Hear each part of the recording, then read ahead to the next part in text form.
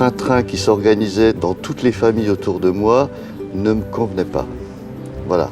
Je ne me voyais pas trouver la plus jolie fille du village, l'épouser, aller travailler chez Peugeot et mener toute ma vie dans cet endroit-là. J'ai beaucoup de respect pour tout ça, mais c'était pas mon truc. Donc je savais pas exactement ce que je voulais, mais je savais que ça se passerait pas là. Il fallait que j'aille un peu ailleurs tester d'autres choses.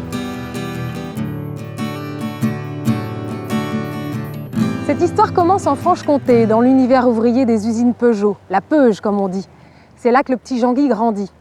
Ce n'est pas un rebelle, mais clairement il ne rentre pas dans le moule.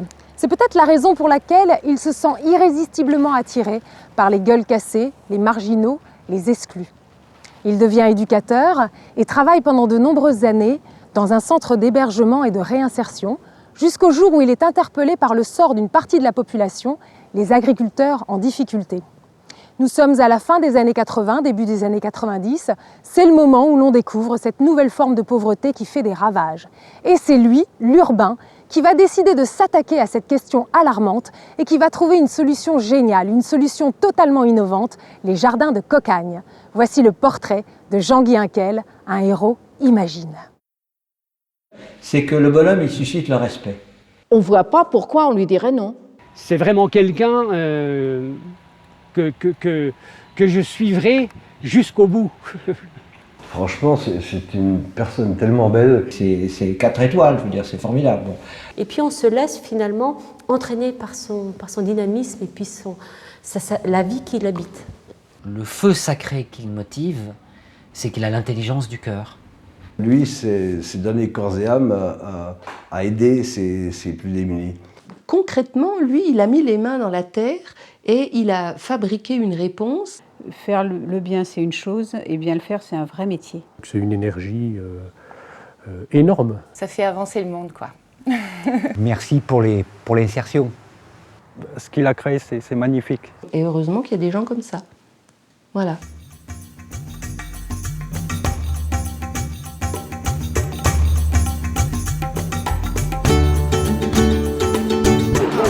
Vous avez besoin de légumes, ils ont besoin de travail. Ensemble, cultivons la solidarité. Jean-Guy, raconte-nous quel enfant tu étais, quel caractère. J'étais dans un petit village franc-comtois, au Nant, ça s'appelait, un tout petit village. J'avais le bistrot de mon grand-père en face chez moi, mes parents qui travaillaient beaucoup. Et puis, une très grande liberté les 10 premières années. Les milliers d'hectares et de forêts qui étaient autour étaient à moi. Avec des moments un peu moins libres quand il fallait aller à l'école.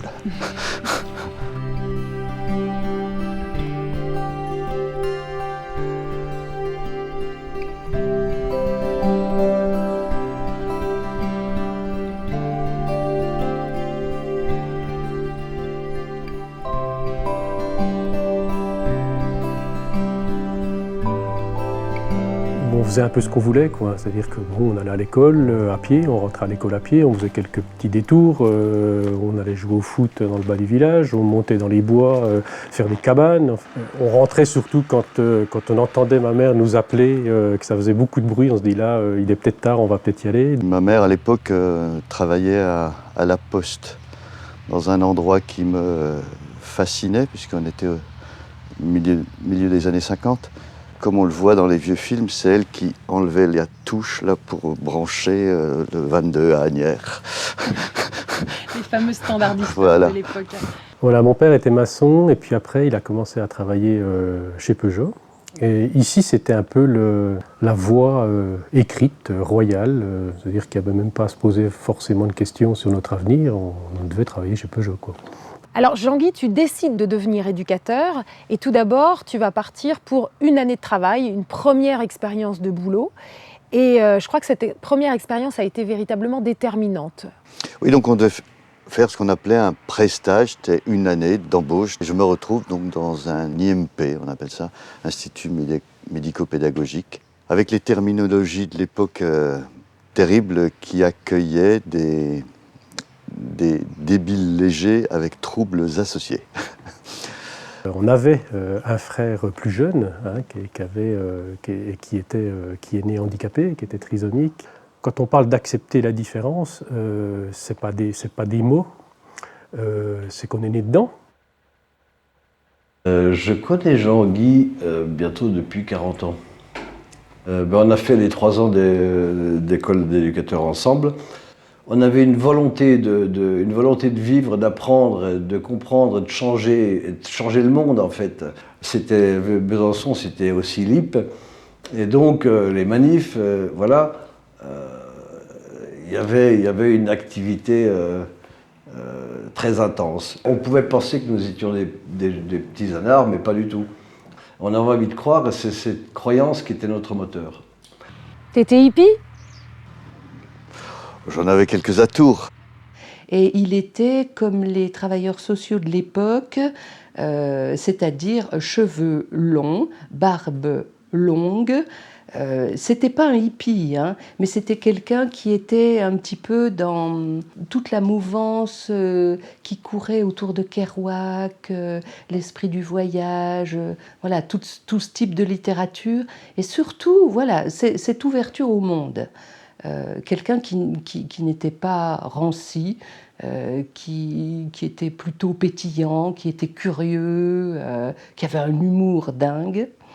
Alors ça y est, tu te formes véritablement à ce métier d'éducateur, ça dure 3 ans. C'est 3 ans de cours théoriques ponctués de stages et dont le dernier, le stage que l'on choisit, tu choisis de le faire dans un CHRS, un centre d'hébergement et de réinsertion. Et là, tu restes. Après avoir fait des enfants, des handicapés, des jeunes filles en voie de prostitution, des délinquants, je me retrouve dans ce centre d'hébergement et là, c'est des adultes. C'est un centre d'hébergement qui est très très spécialisé à l'époque dans l'accueil de gens qui sortent de tôle.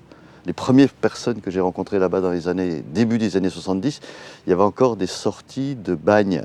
Des gens qui avaient fait l'île de Ré ou la Guyane, etc., etc. Et donc, en fait, ce milieu un peu adulte, clochard céleste, qui avait choisi leur mode de vie, qui avait un peu truandé la société, qui était passé par la casse-tôle, etc., ça me branchait bien. Les personnes que tu viens de décrire, c'est les personnes que tout le monde rejette, c'est les personnes avec qui personne n'a envie de vivre, et toi, tu as vraiment envie de vivre auprès d'eux, tu vois, c'est quand même curieux. Où est la morale dans tout ça en même temps ? Où est la morale ? Ouais. Parce que la morale, c'est de les rejeter. Moi, la morale, c'est effectivement de... Non, c'est des gens, quand on les connaît individuellement, qui sont assez fascinants. Ce que j'aimais bien chez Jean-Guy, c'était cette faculté qu'il avait de transformer un monsieur puant, parasé, déglingué, alcoolique, parce qu'ils étaient graves alcooliques, hein, les messieurs, en un personnage extrêmement romanesque, qui tout à coup prenait une dimension, oui, voilà, un peu romanesque, décalée, mais tout à coup, c'était pas un détritus. Quand tu deviens éducateur, on est aux environs de 1975-1976, quelque chose comme ça. On a les effets du premier choc pétrolier qui sont en train de se faire sentir. Et du coup, comment tu vois l'évolution de la population donc, de ce centre d'hébergement ? Si on a appelé les années 45-75 les 30 glorieuses, moi je qualifierais volontiers les 25 suivants de 25 miséreuses. On passe allègrement le million de chômeurs, ce qui était annoncé comme une catastrophe en France, qui allait amener une dangereuse révolution. On attaque le 2e million, on apprête le 3e million. On découvre d'énormes disparités sur le territoire. Mais ce qui nous intéresse plus particulièrement en Franche-Comté, c'est une clientèle qu'on n'avait pas vue venir, c'est des agriculteurs. Et des agriculteurs en difficulté. Leur ferme, elle tourne, mais qui sont tellement endettés que tout ce qu'ils peuvent gagner avec les bénéfices de leur travail suffit à peine à rembourser les emprunts qu'ils ont contractés. Et puis en même temps, c'est une agriculture qui doute. Les crises agricoles successives, la vache folle, le poulet à la dioxine, etc., le mouton à la tremblote, tout le monde commence à se poser beaucoup de questions sur ce qu'il consomme, sur ce qu'il mange. Donc ça, c'est des choses qui apparaissent. Donc tout ça se télescopent dans nos petites têtes. L'insertion, les publics en difficulté, les agriculteurs, l'agriculture qui va pas bien. Et avec tout ça, il faut essayer de trouver une idée. Pendant 1 an et demi, véritablement, tu penses, tu as une réflexion poussée sur la situation, ça passe par 1000 idées, et puis finalement, le concept sort. On est là à voir des milliers d'agriculteurs qui se débattent dans des vrais problèmes de santé parce qu'ils sont obligés d'utiliser des produits chimiques, lesquels produits chimiques font du mal à la terre, font du mal à l'agriculteur et font du mal à ceux qui vont les consommer. D'un seul coup apparaît aussi l'élément, c'est évident, c'est de l'agriculture biologique qu'il faut faire.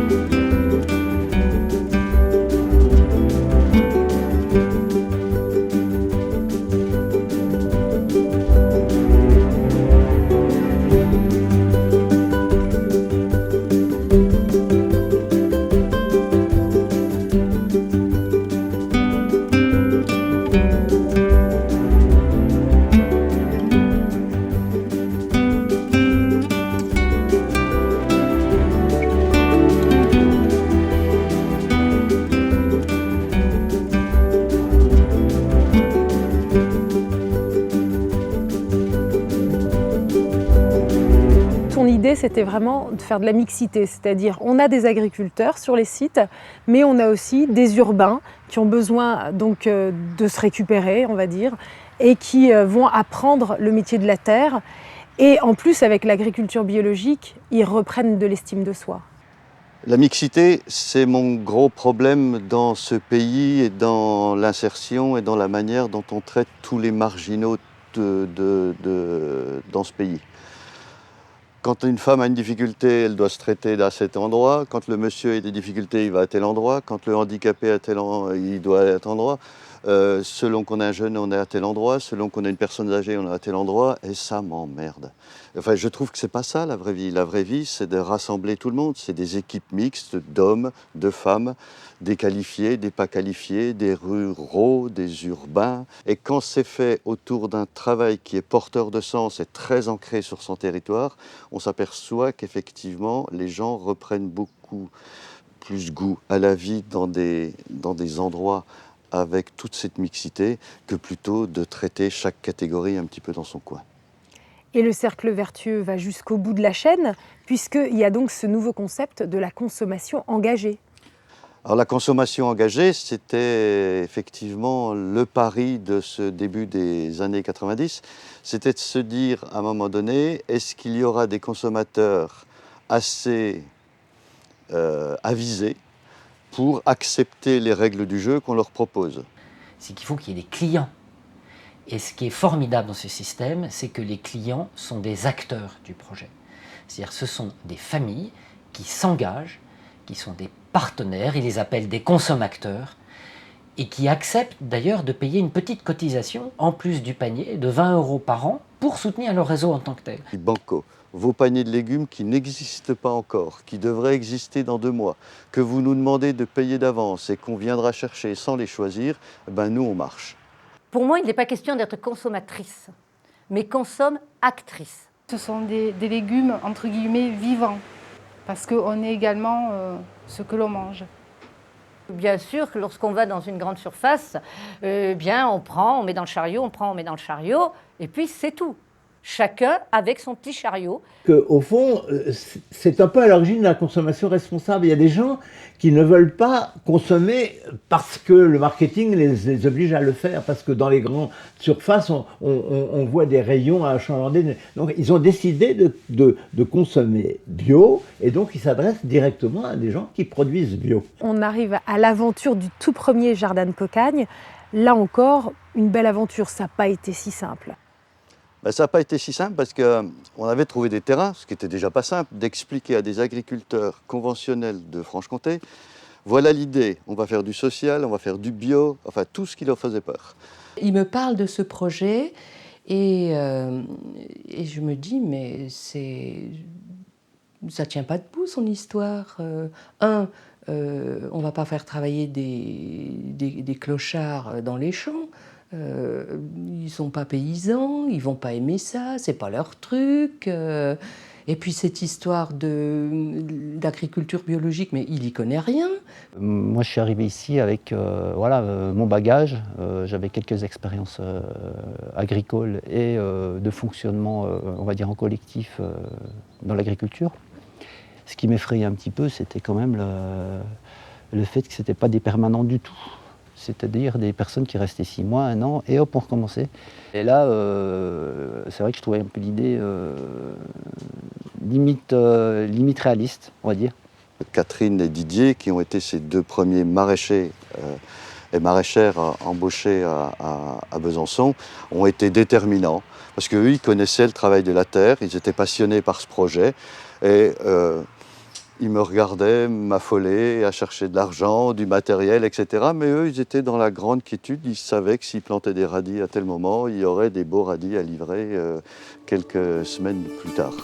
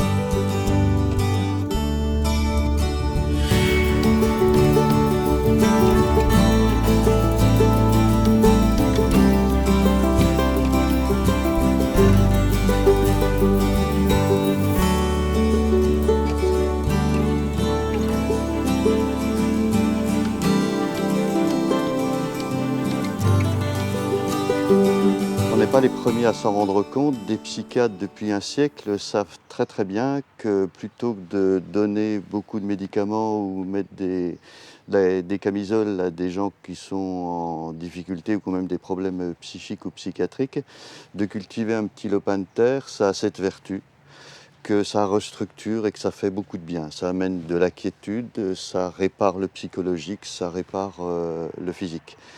Quand on a des besoins primaires à satisfaire quotidiennement et que le primordial c'est de pouvoir savoir comment on va manger aujourd'hui et demain, on a des difficultés à se projeter dans l'avenir. Et ce travail saisonnier fait que peu à peu on se réapproprie un avenir. Remettre au travail des personnes qui ont été très éloignées de l'emploi, mais les remettre au travail d'une manière respectueuse, pas avec des coups de pied dans les fesses, mais justement dans un environnement qui est celui de la nature, des rythmes de la nature, de la patience de la nature, je pense que ça a un effet tout à fait bénéfique sur la psychologie des personnes et des groupes. La réconciliation avec soi-même, c'est déjà le premier travail à faire avant d'avancer ailleurs, aussi bien au niveau social qu'au niveau emploi et tout ça. Reprendre confiance et se dire que on est capable de. Donc je me suis présenté ici au mois de juin 2004, mais physiquement je ne savais pas si j'étais prêt à l'emploi puisque ça faisait 8 ans que je ne travaillais pas. Et je me suis donné du mal, mais petit à petit je suis arrivé à retrouver, à avoir envie de travailler et la motivation. Mais au début, j'avais vraiment la peur au ventre. Quand je vous dis j'avais la peur au ventre, j'avais peur. J'avais la trouille de ne pas réussir, de dire j'ai jamais fait la culture, qu'est-ce qui va m'arriver? Est-ce que je vais tenir le coup? Est-ce qu'ils vont pouvoir me garder? Parce que j'avais vraiment pas la confiance en moi. C'était très difficile de trouver du travail dans les Vosges, donc je n'hésitais pas à accepter toutes les missions intérimaires, en l'occurrence les poubelles, c'était un travail comme un autre et il fallait bien que je vive. Donc j'ai accepté ça, j'ai fait remplacement factrice, mais c'était que des CDD. Bon, j'ai été licenciée, avant j'étais en CDI. Après j'ai fait que des petits CDD. Mais bon, CDD sur CDD, il n'y a rien eu de plus. Hein. Je suis arrivée ici parce que ça faisait 3 ans que j'étais sans emploi, je m'occupais de mon fils. Et il faut dire aussi qu'en ce moment, le travail, ça court pas partout. Donc plus de travail. Pas de travail, pas d'argent. Nous, on est un tremplin. Les gens, ils ont une histoire avant, ils en auront une histoire après. Donc nous, notre responsabilité, mais vraiment, c'est ça les chantiers d'insertion. Notre responsabilité, c'est de leur donner les meilleurs outils pour qu'ils puissent, eux, construire leur devenir. C'est cette double exigence entre le travail de production et le travail d'avenir qui crée ce qu'on appelle chez nous, cet espace que l'on appelle, nous, l'encapagnement. C'est-à-dire la synergie entre l'acadrement et l'accompagnement. C'est ça. On appelle ça l'encapagnement. Parce que c'est ça le cœur de notre travail. Et ici, voilà, j'ai des ateliers, certaines après-midi, pour essayer de trouver un petit peu ce qu'on veut faire de notre vie professionnelle. Voilà, 40 balais, je ne savais pas ce que j'allais faire de ma vie. Maintenant, je sais. Ça m'a donné le temps et le pouvoir de changer des choses dans ma vie, de prendre des décisions importantes. Et donc, c'est pour ça que je dirais que les jardins de Cocagne, ça a un effet tremplin. C'est que, de toute façon, on ne peut pas y rester. Il faut profiter du moment qu'on est là, déjà pour partager des choses, pour peut-être revivre, vivre des choses nouvelles, et là, essayer de changer ou de se régénérer. Grâce au Jardin de Cocagne, j'ai pu reprendre donc 2 formations. Il y a une bénévole institutrice à la retraite qui est venue au Jardin de Cocagne me préparer au concours écrit de ma future école. Une fois l'écrit en poche, ils ont fait venir une coach pour me préparer à l'oral de ce concours, donc que j'ai réussi. Et voyant que j'étais quelqu'un un peu nerveuse, on m'a également donné des cours de relaxation, toujours avec un bénévole. Donc j'ai été complètement encadrée. Je voulais rester ici parce que pour moi c'était comme la seconde roue de la charrette, quoi. Ça m'a beaucoup aidé, hein. Et physiquement et mentalement surtout. Les jardins de Cocagne, c'est l'opposé total du métier que je faisais avant. J'étais donc en usine, à faire du travail à la chaîne, donc j'étais enfermée, pas de lumière naturelle, du bruit, beaucoup de bruit, et puis la cadence à adopter en usine, quoi. Alors que là, voilà, moi ce que j'aime beaucoup dans ce travail, c'est justement le fait d'être à l'air libre, d'entendre les oiseaux, d'avoir la lumière naturelle, d'être dehors, et puis les légumes, la terre, tout ça, j'aime bien, ça change totalement. Alors ici, donc, à les jardins de Cocagne, on nous explique, on nous montre. Il y a le geste, on va nous montrer comment planter, comment semer, on va nous montrer comment cueillir. Et puis après, on le fait, hein, on arrive à le faire tout seul. Et on a le droit de se tromper. La connaissance entre nous, chacun vient avec ses petites connaissances. Alors on se partage énormément les connaissances et notre instruction. Alors, on n'a pas toujours raison, mais on n'a pas toujours tort non plus. Et une fois qu'on a écouté ces gens-là et qu'on les a vus vivre et qu'on a décelé chez eux des richesses qu'on ne pouvait pas voir au premier abord, eh bien d'un seul coup, ce qu'on a cru apporter aux gens, finalement, c'est eux qui nous l'ont donné. Je trouve que chaque personne porte en elle une forme de soleil. La vie est magnifique, même quand il y a du Mistral. Aujourd'hui, je suis salariée, j'exerce le métier de travailleuse familiale et ma vie a complètement changé. Beaucoup d'espoir, ça m'a redonné le baume au cœur et un grand sourire. Au moins, je suis fière de travailler et je sais pourquoi je travaille. Je suis fier de mon travail. Je suis très fier de mon travail.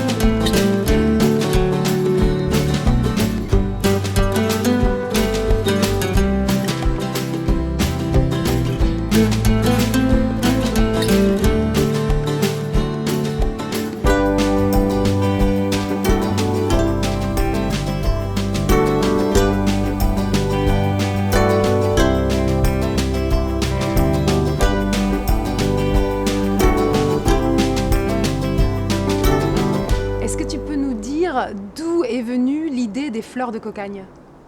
Les supports d'insertion qui sont plus en direction des femmes ne sont pas toujours vécus comme très valorisants par ces personnes. Je pense bien entendu au ménage ou au repassage. Voilà. Donc il y a un déficit. Et nous on s'est dit qu'est-ce qu'il peut y avoir dans notre cœur, notre support premier qui est l'agriculture, qui pourrait être valorisant.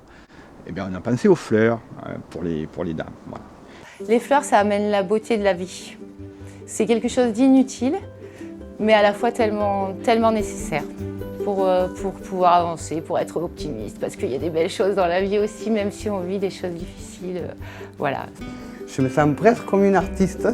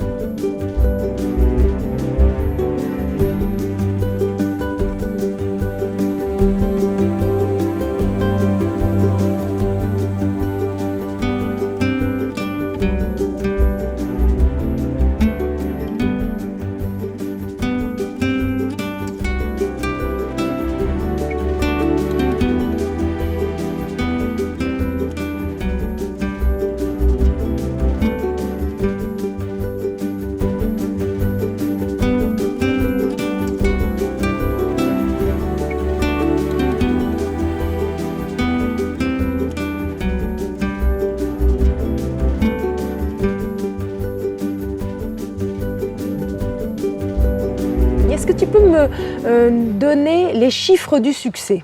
120 jardins de cocagne, 4000 personnes en insertion, 600 postes de cadres, les dirigeants, les accompagnateurs socio-professionnels, les encadrants techniques, tout le staff secrétaire et gestion, et puis ce qu'on appelle dans notre jargon le staff commercial, les animateurs de réseaux d'adhérents.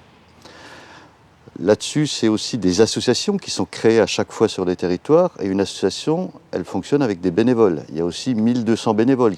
Et puis enfin, ces adhérents consommateurs, il y a un peu plus de 20 000 familles qui consomment chaque semaine des paniers qui viennent de ces 120 jardins de cocagne. Alors maintenant, tu es un petit peu victime de ton succès parce que la concurrence te rattrape. Il y a des paniers qui sont proposés un petit peu partout dans le commerce. Donc comment est-ce que tu comptes faire face à cette situation? Quel plan est-ce que tu élabores pour le futur? Et si on essaie d'imaginer les 20 ans qui viennent, le monde, une fois de plus, bouge, change. Les formes de pauvreté évoluent. La commercialisation, tout le monde fait des paniers de légumes. La grande distrib fait des paniers de légumes. Nos amis des AMAP et des agriculteurs font des paniers de légumes. Et puis en même temps, il y a de plus en plus de publics en difficulté. Il y a de plus en plus de chômeurs. 12 millions de personnes qui vivent en dessous du seuil de pauvreté. Les pouvoirs publics ne peuvent plus faire face seuls. Le plan d'action qu'on a essayé de mettre en place, c'est de penser à travers un rapprochement important avec le monde de l'entreprise. Alors qu'on est en capacité, très souvent, dans le secteur d'insertion par activité économique, d'innover, on n'a pas les moyens de le faire. Et ça, c'est une vraie problématique. Pour ça aussi qu'on essaye de trouver, à la fois par conviction et par nécessité, des nouvelles alliances. Et avec ceux qui peuvent nous aider et qui ont envie de le faire. Il n'y a pas de honte du tout, bien au contraire, à essayer de trouver des solutions et des aides avec le secteur privé. Nous commencions à réfléchir depuis 2 ou 3 ans à la fois à la lutte contre la pauvreté et en même temps à l'écologie, au développement durable. Et c'est la rencontre que la Fondation a faite avec ce projet, c'est que ce bonhomme incroyable, depuis des années, réfléchit à la pauvreté et à l'écologie. Alors Jean-Guy Henkel, je l'ai rencontré il y a 4 ans, quand je suis moi-même arrivée à cette fondation, parce que ça fait partie des acteurs qu'on ne peut pas éviter longtemps quand on est dans le monde de l'action sociale en France. Et l'idée que nous avions, c'était, comme nous sommes concessionnaires d'autoroutes en France, nous avons des terrains inoccupés le long de nos autoroutes, et nous nous disions que ça pouvait être une bonne idée que de prêter ces terrains pour mettre en place des nouveaux jardins. À chaque jardin que nous avons soutenu, nous n'avons fait que confirmer l'intérêt de ce modèle socio-économico-écologique que Jean-Guy avait imaginé au démarrage de cette aventure. Ce qui nous rapproche, nous, fondations d'utilité publique, avec des organismes d'État, des collectivités locales, la Caisse des dépôts, des fondations d'entreprises, des très grandes entreprises, des cabinets de conseil. Il prend le meilleur de ce que nous sommes tous. Il utilise des vraies pratiques professionnelles parce qu'il met une grosse pression pour que le réseau se professionnalise sans cesse, parce que le problème de l'emploi évolue lui aussi sans cesse. Et ça fertilise son système. Et c'est pas pour rien qu'actuellement, son système représente 30 millions d'euros de volume d'affaires consolidées, ce qui est énorme dans ce système-là. Quand on s'occupe de publics en difficulté qui cherchent, ces milliers de personnes qui cherchent un emploi, où vont-ils travailler? Dans les entreprises. Donc il faut qu'on ait des liens très importants avec ces entreprises. Et ces entreprises ne viennent pas spontanément embaucher des gens dans les jardins de Cocagne, parce qu'ils ont des représentations un peu dégradées de ce que sont des gens en insertion. À nous de leur prouver qu'on a ici des gens qui sont fiers, qui font leur journée de travail, qui sont compétents et qui peuvent tout à fait un jour intégrer l'organisation ou leurs entreprises. La deuxième façon d'aider, eh bien, c'est de recruter les personnes qui sortent de ces parcours de reconstruction qui sont faits dans le cadre des jardins et les stabiliser dans l'emploi chez nous. Par exemple, on a des personnes à qui nous avons appris un métier comme l'entretien d'espaces verts que nous pouvons aujourd'hui employer sur les aires de service des autoroutes ou sur des métiers de ce type dans le groupe. On est en train de connecter aujourd'hui des mondes qui n'étaient pas connectés auparavant. Et avant, il y avait ceux qui faisaient du social, puis il y avait ceux qui faisaient du business, et il y avait une muraille de Chine entre les deux. Aujourd'hui, on est en train de se rendre compte que pour faire du social, on a besoin de savoir-faire, de capitaux, de méthodes de management qui sont celles des grands groupes. Et dans les grands groupes, on est en train de réaliser que pour faire tourner le groupe et pour faire du business et du profit, il faut revenir aussi à des intuitions assez fondamentales, à de l'humain, à de l'implication personnelle, à des formes de gratuité qui étaient impensables encore, je pense, il y a 10 ans.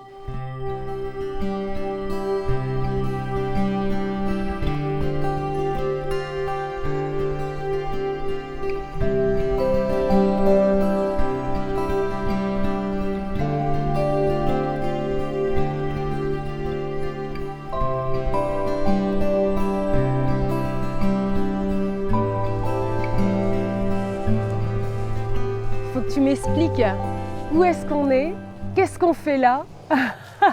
Qu'est-ce qu'on fait au milieu des champs sur le plateau de Saclay? Exactement. Tout ce territoire est dévolu à devenir la Silicon Valley européenne, c'est-à-dire la plus grosse concentration d'entreprises et de recherche et développement dans toute l'Europe.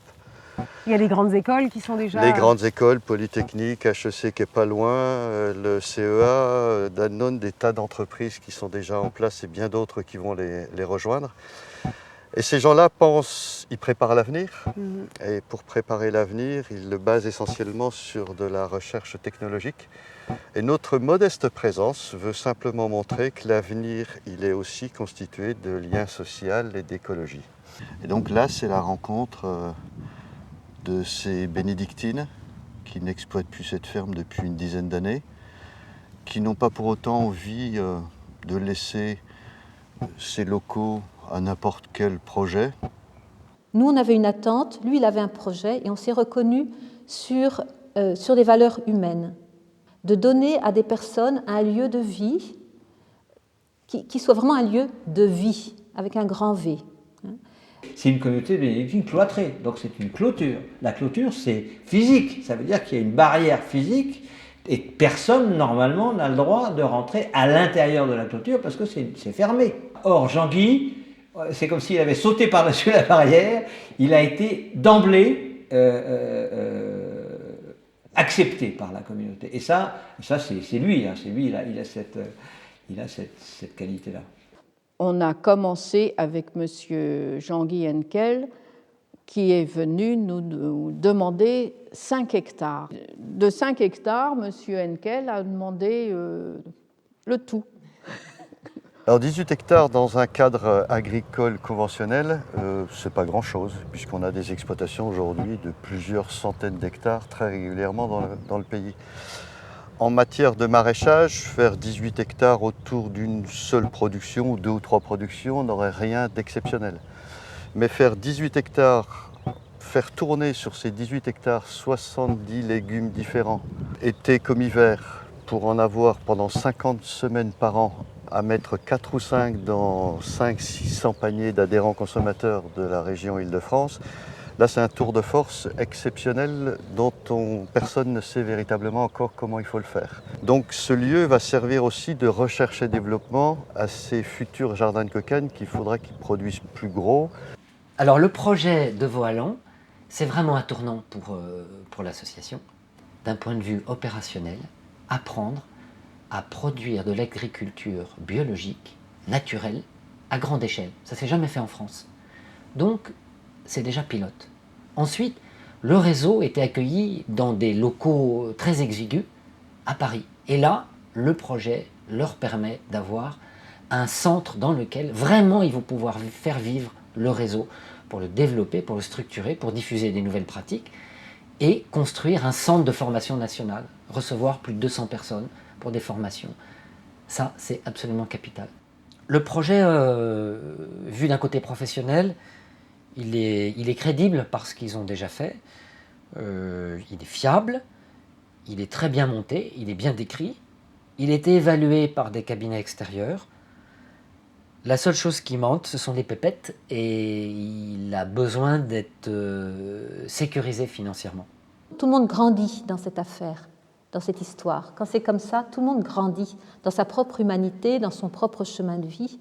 Et là, c'est vraiment la vie qui circule, quoi. Il y a une phrase d'Edgar Morin là-dessus, disant le pire est malheureusement probable, mais le meilleur est encore toujours possible. Jean-Guy Hinkel, tu es un héros, imagine, et c'est un honneur de te connaître. Merci. It's a wrap. C'était la plus facile, celle-là.